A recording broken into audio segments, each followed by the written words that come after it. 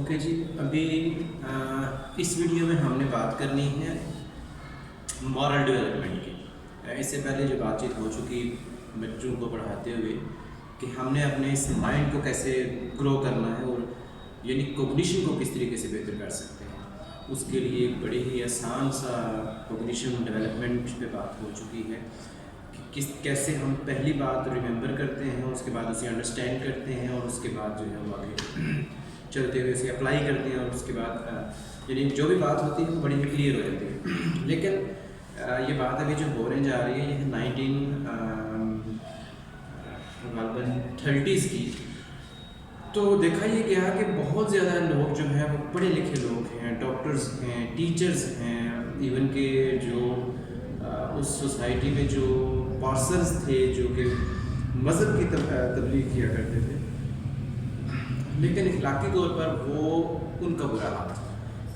तो वहीं पर देखते हुए एक था माहिर तालीम गोल्डबर्ग, उसने एक थ्योरी डेवलप की। मैं उस तरह शार्ट सा बयान करूँगा, उसके 3 स्टेजेस को बयान करूँगा। एक स्टेज है उसकी फर्स्ट जो है उसको उसने नाम दिया प्री कन्वेंशनल, लिखा हुआ भी आपको नज़र आ रहेगा प्री कन्वेंशनल, और दूसरी स्टेज को उसने नाम दिया कन्वेंशनल स्टेज, और तीसरी स्टेज को जो है वो अपर लेवल की जो स्टेज है उसने उसको नाम दिया पोस्ट कन्वेंशनल। अब मैं इन तीनों के मीनिंग बताऊंगा और उसके बाद आपने ये सोचना है कि आप इन तीनों में से किस जगह पे, और कुछ एग्जांपल्स आप सेट करता चला जाऊंगा ताकि बात को ज़रा समझना आसान हो जाए। Stage number 1 pre conventional stage. Pre conventional stage में जो गोल्डबर्ग कहता है, उसने रिसर्च की, क्योंकि सिर्फ बातें कहने की नहीं होती कि जी ये बात ऐसे है तो ऐसे हो जाए।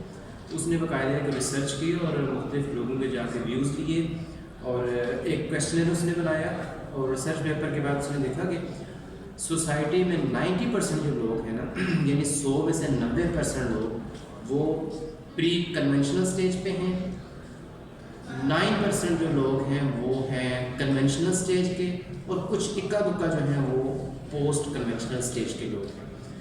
अब होते कौन हैं ये, हमने ये आइडेंटिफाई करना और फिर अपने आप को देखना है कि हम कहाँ पे रहते हैं, हमारा लेवल कौन सा है। उसने देखा कि 90% वो लोग हैं, उसके लिए उसने 2 वर्ड यूज़ किए, good girl and good boy. तो कैसे वो करता है कि हमारे जो आपस के मामलात हैं ना, हम छोटी छोटी चीज़ों पे एक दूसरे के मफादात को देखते हैं, अपने ज़ाती मफाद को देखते हैं और काम कर गुजरते हैं, या दूसरे के मफाद को देखते हैं कि दूसरा अगर आपको अच्छा लगता है तो आप उसके लिए कोई ना कोई काम कर गुजरते हो। इसकी जो बिल्कुल जो है ना रियल एग्जांपल वो ये है हमारी जो फिल्म इंडस्ट्री, हमारा ड्रामा जो है, जो कुछ हमें दिखा रहा है कि एक मेल एंड फीमेल दोनों एक दूसरे के लिए अपनी जान, अपना घर बार जो है वो बर्बाद कर देते हैं, छोड़ देते हैं, अपने बच्चों की परवाह नहीं करते, अपने सोसाइटी की परवाह नहीं करते कि इससे अखलाकी तौर पर लोगों पर क्या असर पड़ेगा। इवन कि जो हमारा म्यूज़िकल इंडस्ट्री है वो भी सारी के सारी इसी पे फार कर रही होती है, और जो है म्यूज़िकल इंस्ट्रूमेंट्स होते हैं, गाने वगैरह होते हैं, वो एक लड़का एक लड़की आपस में जो है वो उनको नहीं पता होता कि हमारी इस हरकत से, हमारे इस काम से सोसाइटी पे क्या असर पड़ेगा। तो उसने ऐसे लोगों को देखा कि ये लोग जो हैं ये प्री कन्वेंशनल स्टेज के लोग हैं। उसके बाद ज़रा जब बात आगे निकली, जब आगे निकली तो उसने देखा कि बाकी जो 8% है वो कौन सी है, 9%। उसने देखा कि कुछ लोग ऐसे हैं सोसाइटी में जिनकी तादाद सिर्फ 9% है, जो उस माशरे की अखलाकी वैल्यूज़ की कदर करते हैं। वो देखते हैं कि सोसाइटी में एक लॉ है, कानून है, अगर हमने ये हरकत की तो हमारे पे जो है ना उसकी पहुंच होगी, हमें उसका खमियाजा भुगतना पड़ेगा। और ये ऐसे लोग हैं जो कि रवायती लोग होते हैं, अपनी इखलाकी कदरों की जो है उनको ही कदर करते हैं, और जो वैल्यूज़ हैं उनको देखते हैं, जो सोसाइटी का जो एक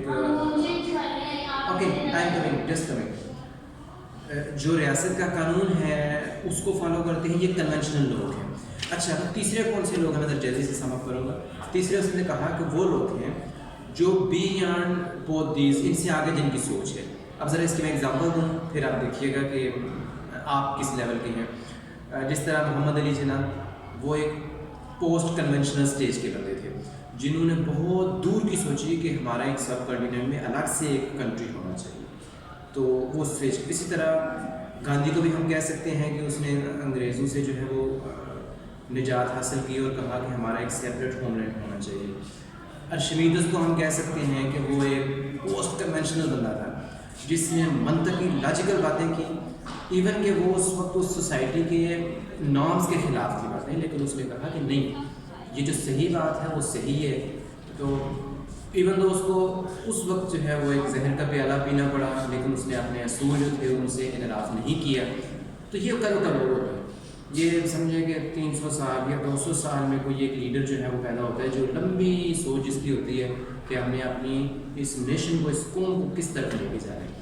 تو میکسیمم جو لوگ ہیں وہ ہمارے پہلی ہی اسٹیج میں ہوتے ہیں.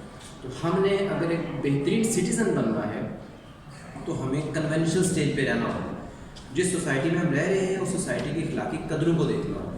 جس معاشرے کی جو قدریں ہیں کہ یہاں پر اگر یہ کام کرو گے تو اس کا خمیازہ بھگتنا پڑے گا، ہمیں انہیں فالو کرنا ہوگا. اور بدقسمتی یہ ہے، یہ میں نے اس لیے یہاں سے ابھی آپ سے بات کی کہ کل ہمارا ایک حادثہ ہوا کراچی میں. ایک بینک میں جو ہے وہ بم دھماکہ ہوا، کچھ لوگ مر گئے، لیکن لوگ وہاں پر لوگوں کو اٹھانے کے لیے نہیں پہنچے بلکہ وہاں پر دولت کو اکٹھا کرنے کے لیے پہنچ گئے. تو بیسیکلی ایز اے قوم مجھے افسوس سے کہنا پڑتا ہے کہ ہم میں سے میکسیمم جو لوگ ہیں وہ پری کنونشنل اسٹیج پہ ہیں. تو ایک دعا ہے، ایک کوشش ہے کہ ہمیں اپنے آپ کو جاننا ہوگا، کہ ہمیں اپنے آپ کو امپروو کرنا ہوگا. اگر ہم پوسٹ پہ نہیں جا سکتے کیونکہ وہ تو خدا داد گاڈ گفٹڈ صلاحیتیں ہوتی ہیں، لیکن ہم اپنے آپ کو کنونشنل اسٹیج پہ رکھیں، یعنی کہ نارمل جو روایت ہے اس کے مطابق اپنے آپ کو رکھیں. تھینک یو جی، ویڈیو لمبی ہوگی، بہت شکریہ.